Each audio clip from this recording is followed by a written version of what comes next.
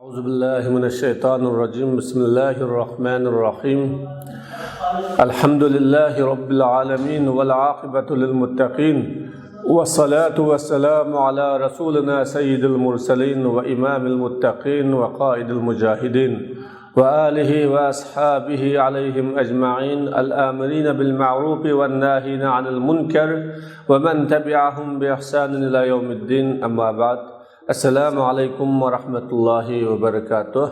Hurmatli o'quvchilar, saboqdoshlar, Alloh hammanglarning tinini saqlasin. Yana bugun darsimizni boshlamoqchi. Bugungi darsimiz qiyomat kuniga ishonish va qiyomat kuniga ishonish haqida. 5. El-imanu bil yevmil ahir. Qiyomat kuniga ishonish. Bu qiyomat kuniga, ya'ni kinki oxirgi kunga, mushu dunyoning keyniga ulinadigan, mushu dunyodan killam keladigan, shu dunyoning kunlari tugagandan keyin onunga ulashib davom etadigan oxirgi bir kun bor. Bütün insanlar ölgəndən keyin tirilib qayta qopadigan bir kun bor. Shu kunga ishonish İslam aqidasining asoslaridan bir asos. İslam aqidasi qiyomat kuniga ishonmay mavjud bo'lmaydi. Qiyomat kuniga ishonmay İslam aqidasi to'g'ri aqidaga aylanmaydi. Qiyomat kuniga ishonmay İslam aqidasi o Alloh taolo tarafidan qabul qilinadigan e'tiqodga aylanmaydi. Bu aqidaga, bu qiyomatga ishonish shak shubhasiz vacib. Bunu tasdiqlash, ishonish shak shubhasiz vacib. Buningga qiyomat kuniga ishonishning qatoriga qiyomatning alomatlariga, qiyomatning oldida bo'ladigan, qiyomat bo'lishdan burun yuz beradigan alomatlar bor. Mushu alomatlarga ishonishmi kirib ketadi. Ya'ni qiyomatning oldida bo'ladigan alomatlarni qaysi kundagi biz qiyomat oldidagi alomatlar degan darsimizda so'zlab o'tdik. Shu alomatlarga ishonish, o'limga ishonish va o'lgandan keyingi qabridagi savol so'roqqa va qabridagi azobga, qabridagi ne'matliga, rohatliga ishonish va İsrafil alayhissalatu vassalamning surga tuydaydiganligiga ishonish, kishilarning qabridan tirilib chiqadiganligiga ishonish, qiyomat maydonidagi qo'rqinchlar, ansizliklar buningga ishonish, hashrining, ya'ni odamlarning Alloh taolaning oldiga jug'ilishining tafsilotlariga ishonish va insonlar qilgan amal daftarlarini yerilib beriladiganligiga, ya'ni echiladiganligiga, har bir insonga shu amal daftarlarini qo'liga tutquziladiganligi va u amal daftarlarining odamlarning oldida yerilib hamma amal daftarini inson ko'zdan bir kechiradiganligi, ko'radiganligiga ishonish, Alloh taolaning adil tarozusininki bekitiladiganligiga, ikki fallisi va tarozining bekitiladiganligiga ishonish, siratga, jannat bilan do'zaxning orasidagi, ya'ni do'zaxning ustidagi ko'rikka ishonish, havz, ko'lga qiyomat kunidagi odamlar hammasi usab qolsa, usab qolgandan keyin o'sini ichsa mangi ustimaydigan havzi ko'sarga ishonish, Alloh subhanahu va taolo ruxsat qilgan kishilar uchun shafaat qiladiganligiga ishonish, jannatga va uning huzurlari, ne'matlari, rohatlariga, do'zaxga va uning azobiga va uningdan boshqa Qur'oni Karimda nomi kelgan, Qur'oni Karimda zikri kelgan ishlarga yoki sahih hadislarda zikri kelgan ishlarga ishonish, mana bu qiyomatga ishonishninki ichiga kirib ketadigan ishlarning birisi. Buning Bundan qanday biriga tansa, inkar qilsa, ya uni e'tirof qilmasa, ya uni qabul qilmasa, o insonning e'tiqodi sog'lom, e'tiqodi sahih va e'tiqodi Allohning oldida qabul bo'ladigan e'tiqod bo'lmaydi bu. Kimki kunga, ya'ni qiyomat kuniga ishonishning dalillari, bu qiyomat kunining borligiga, mavjudligiga, bo'ladiganligiga nima fakit bor, nima isbot bor, nima hujjat bor, nima dalil bor? Birinchi aqliy dalillar. Aqlimizmi o'ylaydigan bo'lsak, tafakkur qiladigan bo'lsak, aqlimizni biroz ishlatadigan bo'lsak, bu qiyomatning borligiga aqlimizmi jazm qiladi va aqlimizmi bunga hukm qiladi. Birinchisi Allah subhanahu va taoloning qiyomat kunisi haqida Alif Lam Mim zalikal kitabu la rayba fih hudal lil muttaqin allazina hudal lil muttaqin degan so'zidan va bil axirati hum yuqinun degan yaga qadar bizga nima qilishi, xabar berishi. Mana Alloh taolo bu so'zida Alif Lam Mim bu so'zdan iroda qilingan maqsad va bu so'zning ma'nosini Alloh taolo bizdan obdan bilguchi. Biz buning ma'nosini Alloh taologa topshiramiz. Mana bu qo'lingdagi darajasi, martabasi, uning o'rni intayin oliy bo'lgan, ya'ni osmondan tushgan, arshidan tushgan bu qo'lingdagi kitob, uningda Alloh tarafidan kelganligida va insoniyatning nijotlik yo'lini ko'rsatib turgan kitob ekanligida shak yo'q.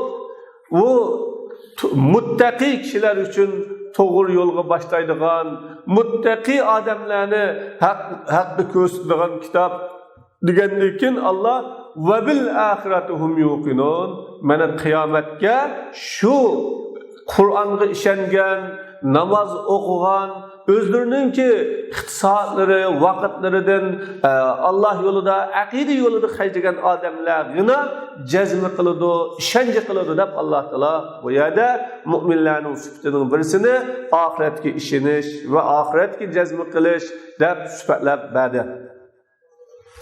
Yana Alloh ve men yekfur billahi ve melaiketihi, kimki Allah Teala'nın birliki, balıkı ve Allah Teala'nın dünyanın mutlak padişahı, hükümran ikenliki ve insanların boysunuşku tigişlik, haklık bir ilahi ikenlikiga tanıgan ve Allah Teala'nın malaikelerine, kitaplarına, feriştelerine, ahiret günüsüge tanıgan kişi o çoğunqur hidayetten, toğrudan, baxtdan yiroq ezib ketdi deb Alloh taolo xabar berdi.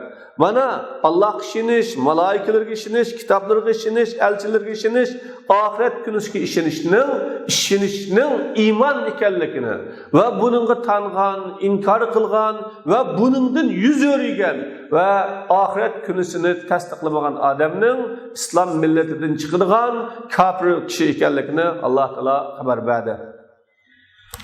Yana Alloh taolaning so'zi bor: "İnnellezine la yercuna liqa'ana."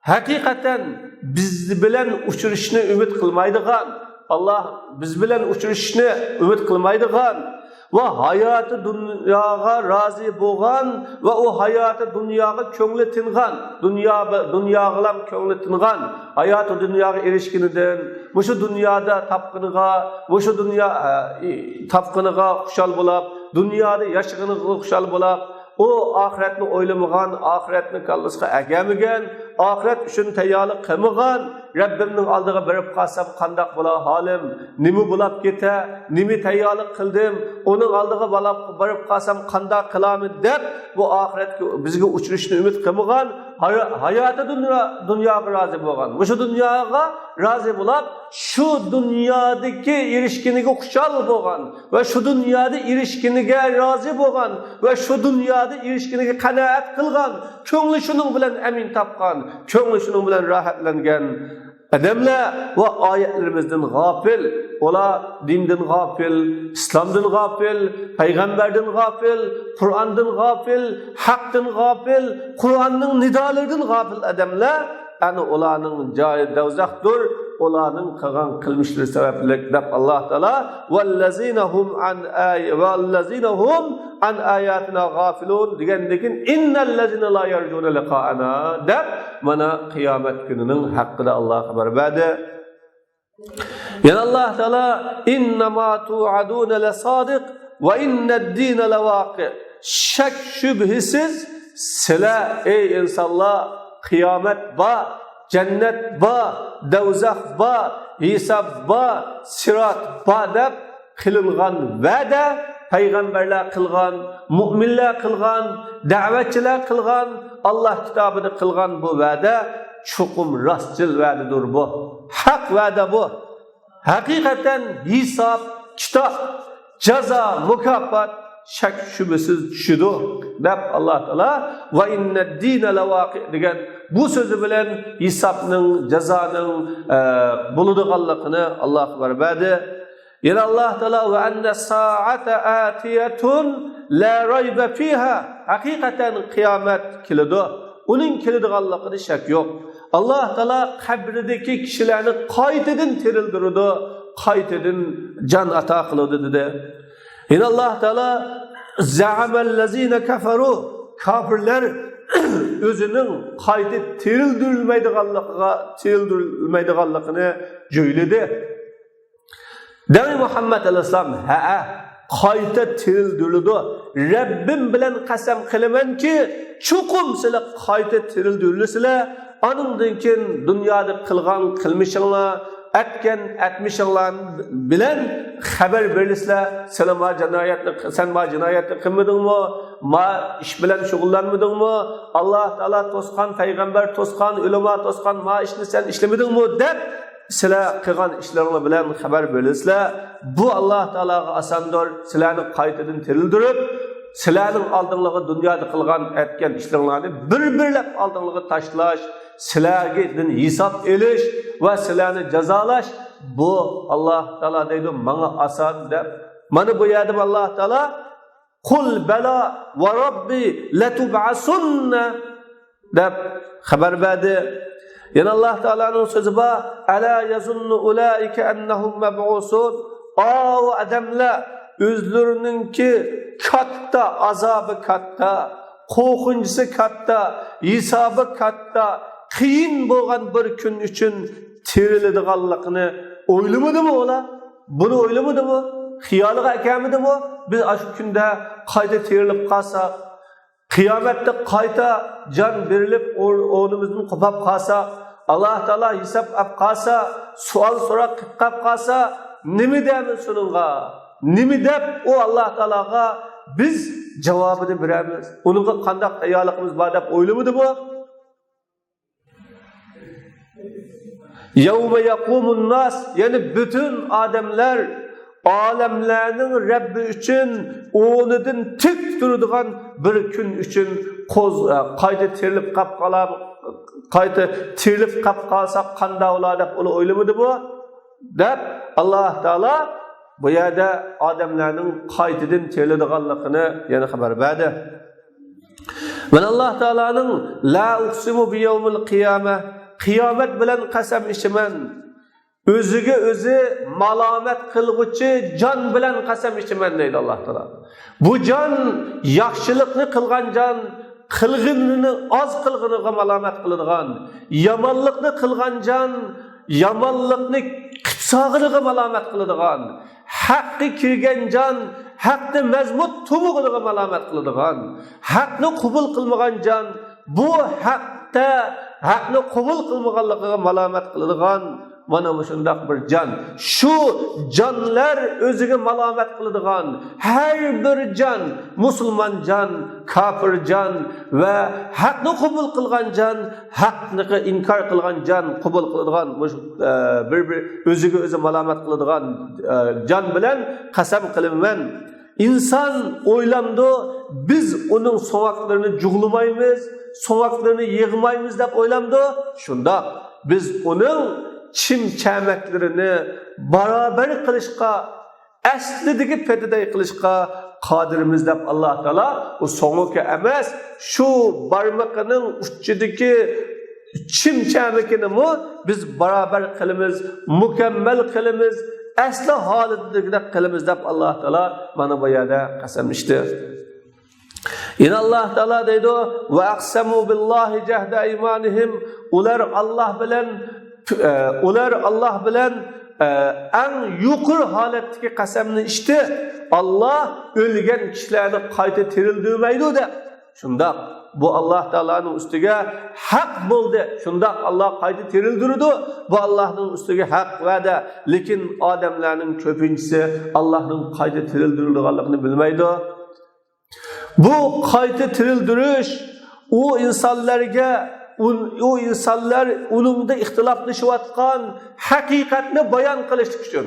Mana sizlar birsinglar to'g'ri, birsinglar xato, birsinglar haq, birsinglar botil, birsinglar qonunliq, birsinglar qonunsiz, birsinglar qilsam bo'ladi, birsinglar qilmasam bo'ladi deb odamlar ixtiloflashayotgan bu haqiqat bor.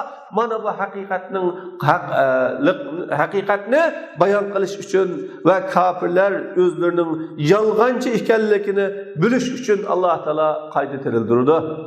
Faqat bizning so'zimiz bir narsaga qachon u narsani bo'lishlikni iroda qilsak, biz onun deymiz, bol deymiz, an buludu deb Allah Teala ana yuqoridagi so'zida takrar so'zida nurg'un yalida nurg'un holatlarda Allah Teala qiyomat haqida gap qildi va qiyomatni bizga xabar berdi.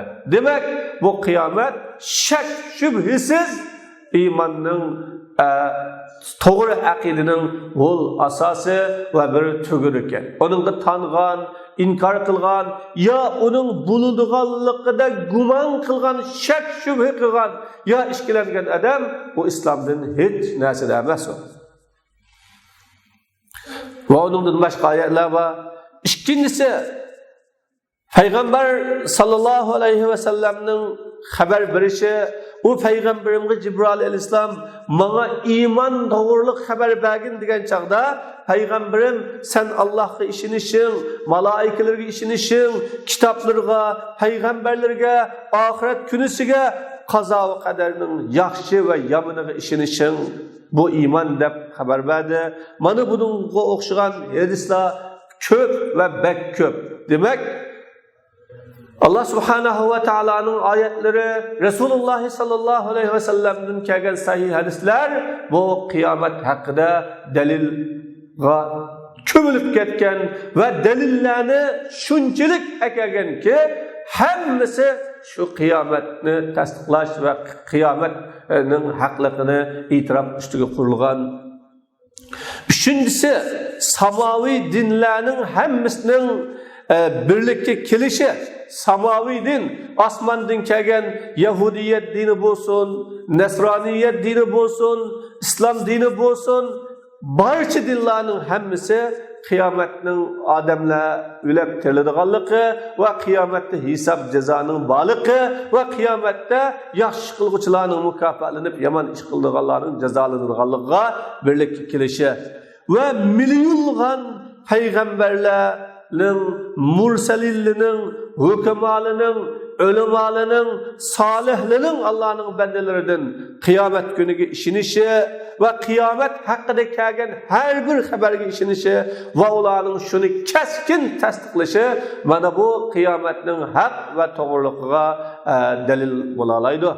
Demek milyonluğun peygamberler, salihler, sıddıklar, şuhadalar, ulemalar, hukemalar ve her bir kişilerin, bana bugün bu milyon emas, milyar insanın bu kıyametinin bulunduğanlığı işinip, kıyametinin bulunduğanlığının haklığının takazzası bilen yaşaganlığı, bu kıyametinin çokum bulunduğanlığına delil ve ispat. Üçüncüsü,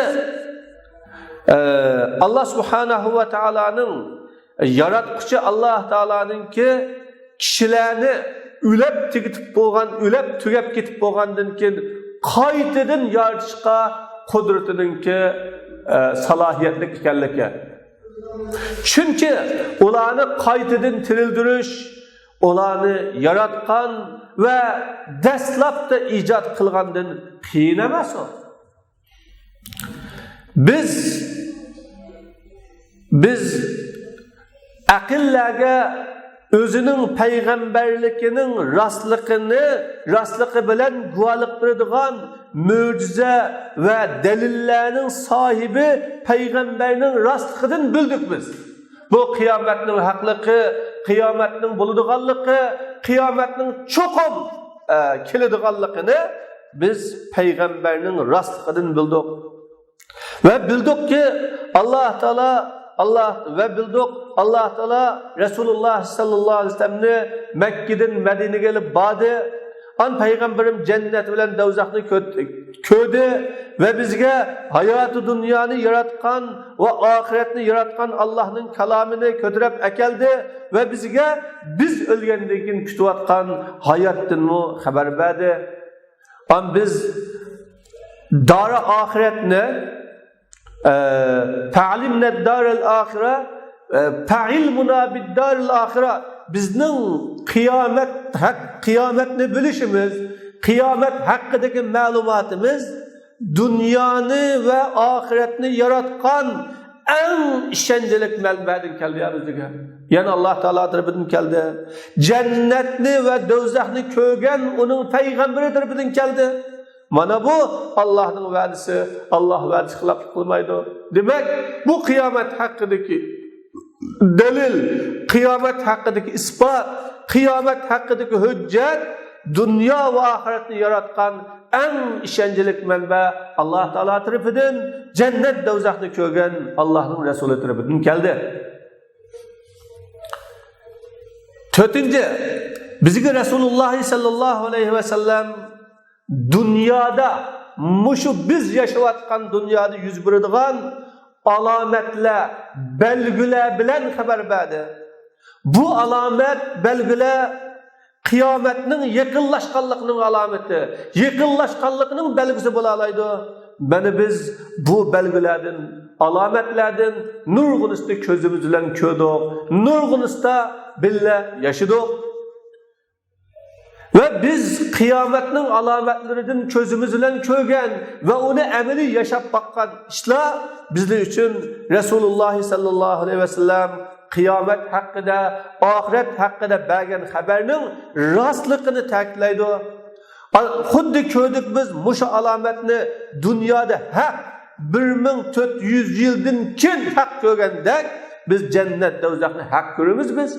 Resulullah sallallahu aleyhi ve sellem 1400 yıl burun bizge kıyametinin aldıda buluduğun alametlerini bugün közümüzle köydük, emeliyetimizde yaşadık. Hakikaten real haberler bilen biz onu anladık ve onu emeliyette iş kıldık.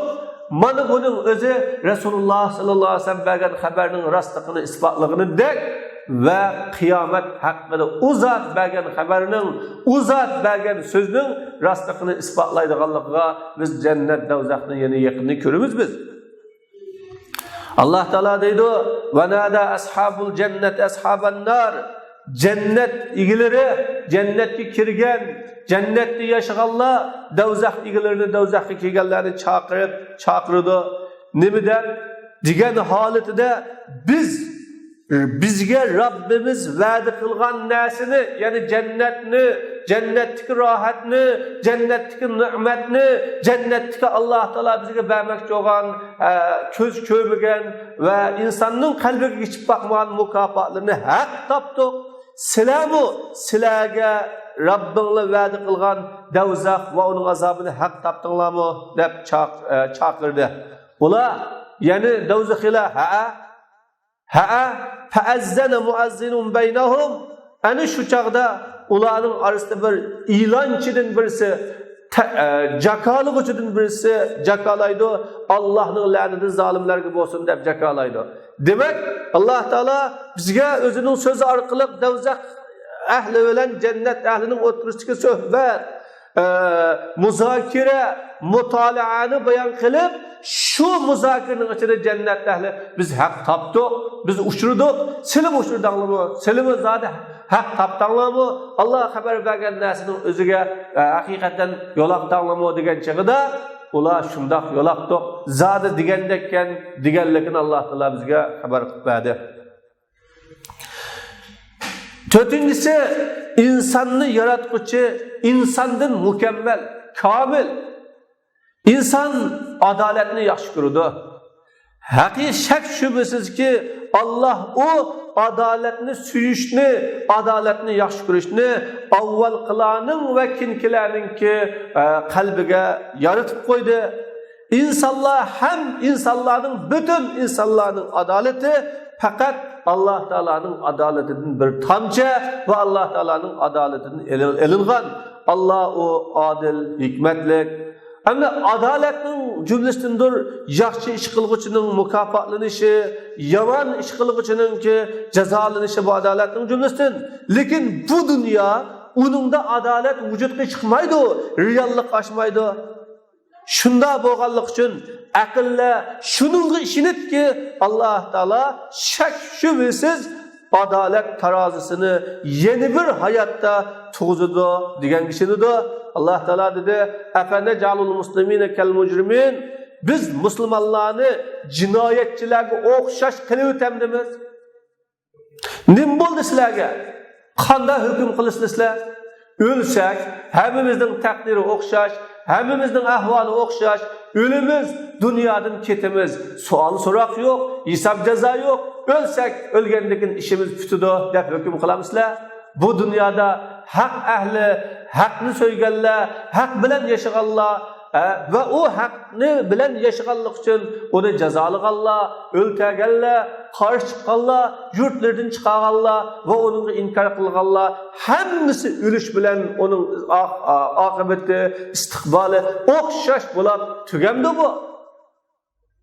Deb Allah Teala xabar berdi. Yani Allah Teala deydi, biz adil bo'lgan tarazini qiyomat uchun qo'yamiz, an hech qanday bir jon, hech qanday zulmni qilmaydi deb Allah Teala bu yerda xabar berdi. 5-si, qachon biz osmonlarning va zaminning yaratilganligiga qarasak, her bir narsaning o'ziga loyiq bir o'rinda qo'yilganligini topamiz. Dunyoga qarab turib Allah Teala'nın yaratgan kainatı ve mahlukatları qaragaydigan bo'lsak, her bir narsa o'zininki loyiq o'rnida qo'yilganligini topamiz. Osmon va o osmondagi yulduzlar, planetlar, kecha, kunduz, zamin ve o zamindagi o'simlik, hayvon, inson, jonsiz narsalar, hamma narsa o'zining o'rnida, o'ziga loyiq yerda qo'yilganlik. Mesela kalp mı, yürek mi özünün ornida, köz mü özünün ornida, daraxtki gazan mı özünün ornida, gül çiçekler mi özünün ornida ve şuningdek biz haqqı zibinda, haqqı muhalif bo'lgan birer narsani topmaymiz, fakat insanın ahvolini topamiz. Shunda bo'lg'achqa zolimni mi o'zining o'rnida topamiz. Biz avatilgan, yani peygamberni Allah Teala tarafından avatilgan divanlar, hamakatlar, ahmaklar ininga aziyat berish orqali qo'g'landi qilingan peygamberni mi o'zining o'rnida topamiz biz. Nima uchun biz haqiqatni odamlarning hayotida mavjud bo'lganligini, odamlarning hayotida tug'anlikni ko'rmaymiz?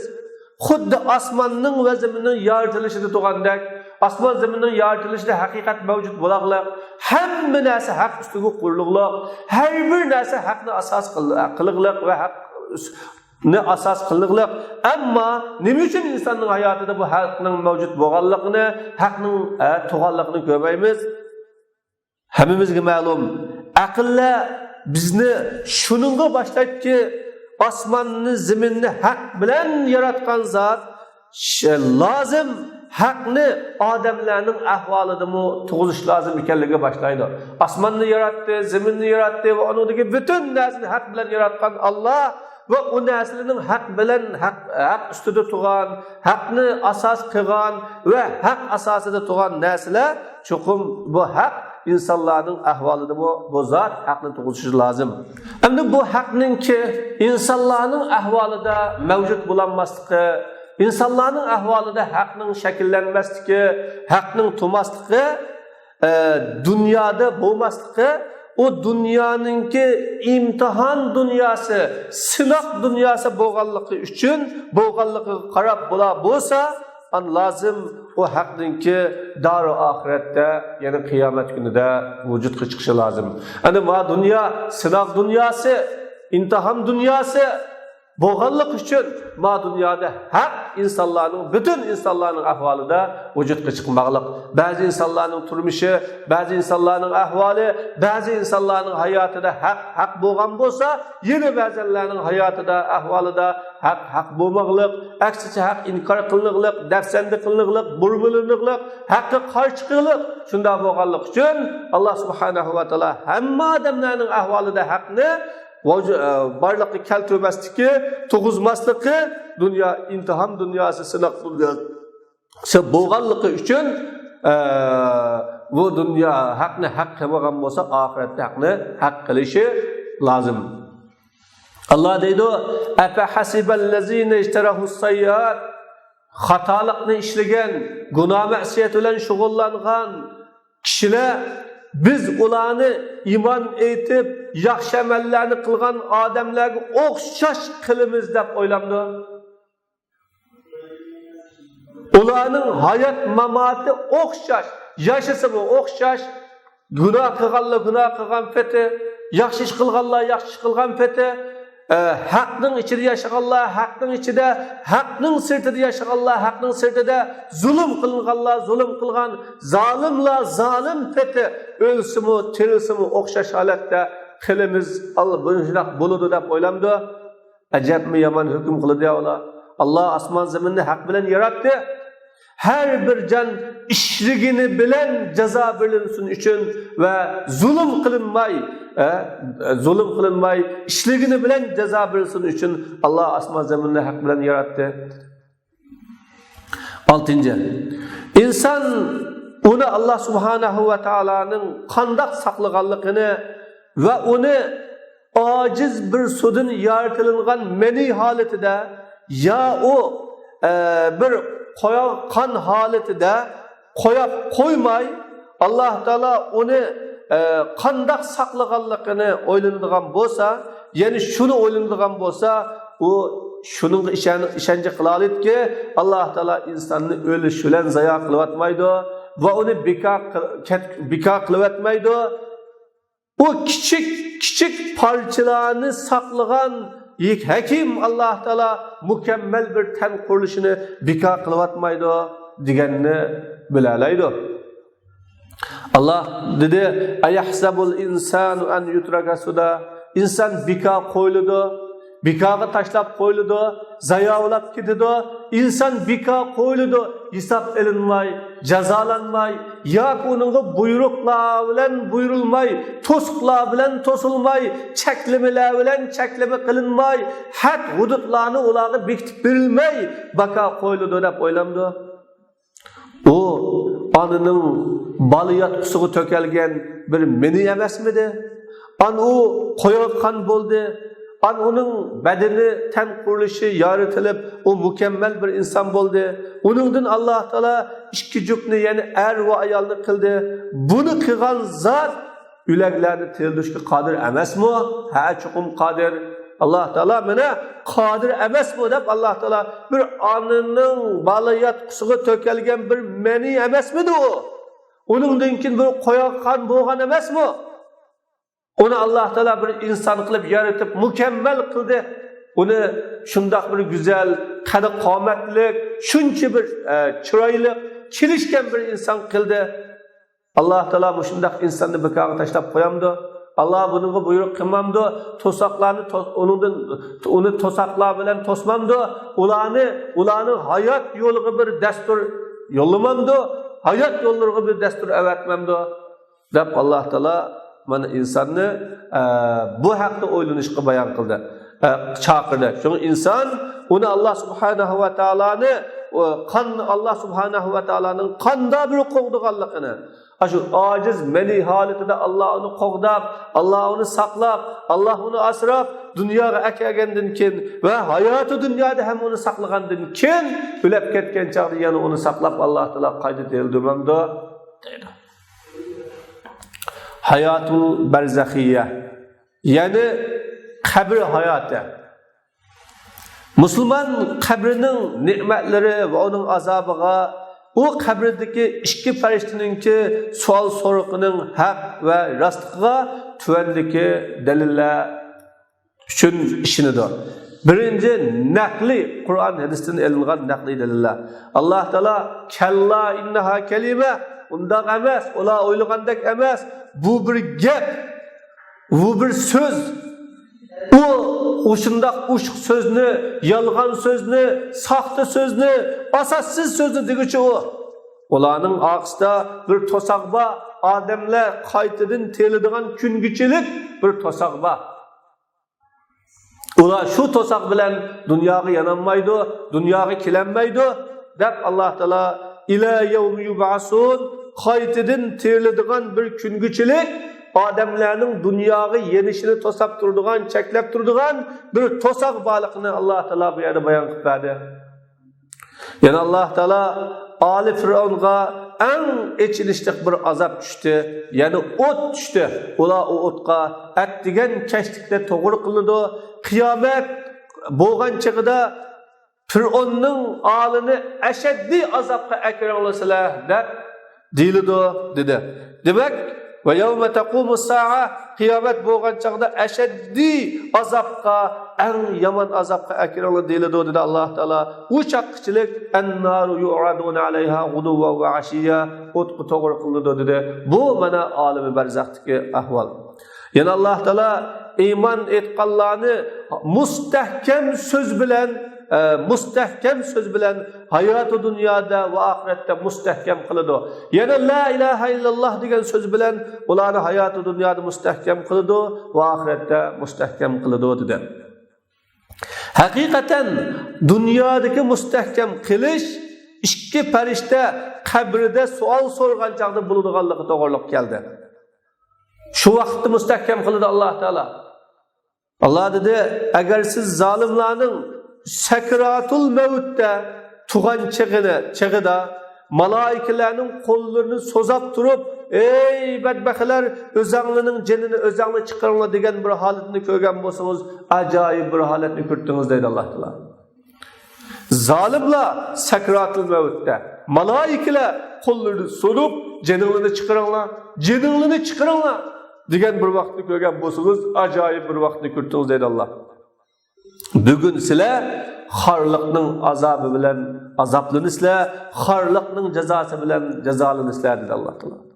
Yine Peygamber Aleyhisselatü Vesselam hakikaten bir bende özünün kabrisiga qo'yilgan chig'ida va u bendedən onun uzatib qo'yg'ili bo'lgan yaqinlari ketgan chig'ida u bende ularning kepishininki, oyig'ininki taraq turuq ovozini anglaydi.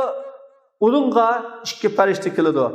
Bu ikki farishta uni o'ltig'izib, onunğa deydi: "Ma adam haqida, ya'ni Muhammad alayhisolamning haqida nima deding sen?" Ammo mu'min deydi: "Men uni Allohning bandisi va elchisi deb guvohlik berdim" deb.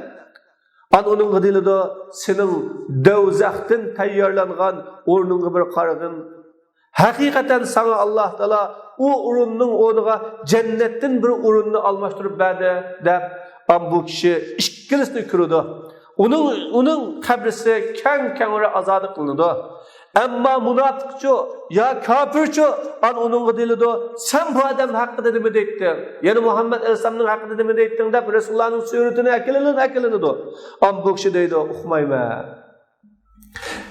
Men insanlar degan gapni detdim.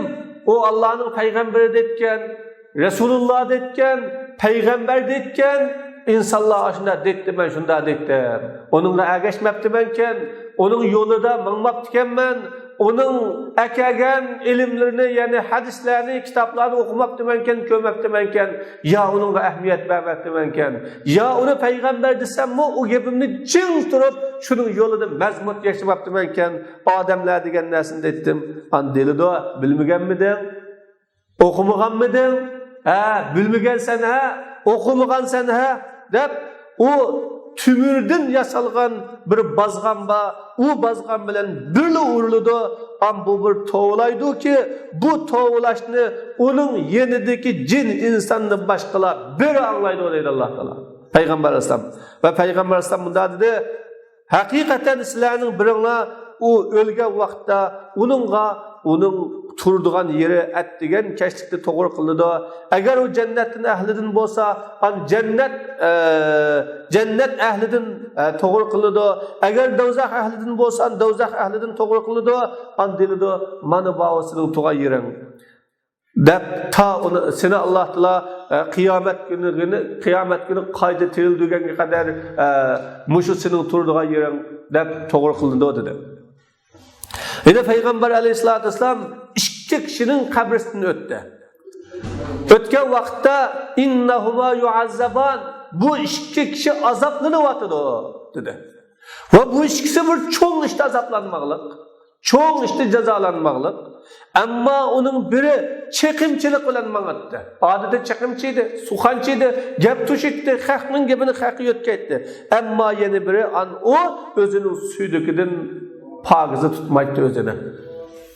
Peygamber Aleyhisselam duası dedi, ey Allah, ben sen bilen kabr azabının, devzak azabının ve hayatlıkının ve ölümünün fitnesini panah dilayman dedi. Ve şunun başka mutuvatir derecesine yetken sahih hadisler var. Mana bu hadisler kıyamet buluştan aldı ki dünyada insan ketgendeki bir berzah alemde kalıdığanlığı ve o yerde cennet ehlinin bolsa nimetlerinden, dozak ehlinin bolsa azaplarından tetidiğanlığını Resulullah bayan verdi. Akli deliller, birincisi Allah'a işiniş, malaikelerge işiniş, kitaplarga işiniş, peygamberlerge ahiret günüdeki işiniş, kabr azabıga işinişni lazım tutudu. Ve o kabredeki nimet, huzurluğa işinişni lazım tutudu. Ve o kabrede bulunduğun her bir işinişni lazım tutudu. Çünkü hemmesi gayb. Kim bazı işense onunla aklen yeni bir bazı işiniş lazım geldi. Kıyamet işengendikin onun işiniş lazım. Hemmesi ölgendin kinki bütün işler gaybiyat bulup Resulullah sallallahu aleyhi ve sellem'nin sözü ve Allah Teala'nın sözü arkalık bazı işendi, cennet, dozak işendi, hisab ceza işendi. Ama kabirde insanın onudun turguzulup sual sorak kılınıp, cennet ehlinin bolsa cennetin bir işik eşlep, dozak ehlinin bolsa dozakın bir işik eşlep, insan ani şunda bir halatda yaşaydıganlığa berilgen Resulullah'ın haberlerine işiniş ve hem imanın talepleri. İkincisi, kabr azabı ya kabrinin nimetleri ve o kabrede çürüyen iki periştenin sual sorakları bolsa, akıl onu inkar kılıdığan ya onu akıl mümkün emas deydigan iş emas. Belki akıl onu itiraf kılıdı ve onu bilen guvalık buldu. Hakikaten uxluğuçu bazıda bir çüştünü kürüdü. Onu xursan kılıdığan, köңlünü hoş kılıdığan çüştünü kürüdü. An o çüç bilen lezzetleniді. Ve onun tesiri bilen öz köңlüdü huzurlanıdı. O ameliyette onu gam kaygıga salıdığan ya ki afsuslanadigan bir iş agar o'g'rib qolsa, ko'ngli shundoq xushal o'yi, shundoq rohat bo'lgan bilan o'yg'onsa ichib tushgan ko'ngli beram bo'lgan ish. Xuddi ba'zida bir tushni ko'rdi, yomon ko'radigan ishlar bilan. An o tush uchun ko'ngli beram bo'lib ichib tushib ketadi. Bu tush amaliyotda uni o'lg'itib qo'ygan odamni maqtaydigan bir ish o. Ani bo'lsa o'tib qo'ydingiz jasasida. Mana bu nimet ya azap uykudaki ruhga hakikaten cari buludu ve onun bilen tesirlenidu. O mahsus emas o. Ve onu köz bilen kögen kişimi yok. va uni hech kim inkor qilmaydi. Anda bo'lsa, qabrning azobiga ya ni'matlarga qanday inkor qilsin? U tushida rohatlanib, huzurlangan, o'g'ansa shundaq bir aram, o'g'angan chaqida tushida shundaq bir aram, ammo o'g'ansa shundaq bir xil o'tib qo'ygan odamga qo'shilib, hani bos o'yg'itib qo'ydi jamida shundaq qo'qab tushimni bir aram bo'layotgan edim deydigan, bunda tushlarni kuridi, uning hammadam ishinido, hatto uning ruhiy ta'sirlanido, qattiq ta'laydi, qo'qidi, badallari titraydi, bir aram bo'ladi, uning ishinido. Ammo nima uchun qabrning azobiga va qabrdagi savol so'roq chalmaydi? Bu bir-biri bilan bog'lanishlik bir ish bu. Demak, qiyomat kuniga ishinish imanning asosi va yildizi. Imanning huli, imanning asosliq bir qismi, gavdasi. Buningga ishonmagan va buningga inkor qilgan, yo qiyomatning haqidagi biror tal bir ishga ishonmagan, inkor qilgan ishi, u to'g'ri e'tiqodlik, to'g'ri diyonatlik musulmon emas. Alloh subhanahu va taolo uning amalini qabul qilmaydi, u islomning ichida bo'lmaydi. Alloh taolo hammamizni islom aqidalarida sağlam ve doğru İslam akidelik buluşumuzda nasip olsun. Allah hemimizni tevfik hidayetke muvaffak olsun. Allah hem işlerimizi yaxşılık bilen kılsın. Hayatımızda devamlık, hak üstüde la ilahe illallah diyen sözde de devamlaşkıl nasip olsun. Ve ahiru da'vana elhamdülillahi rabbil alemin. Ve rahmetike ya rahman rahim.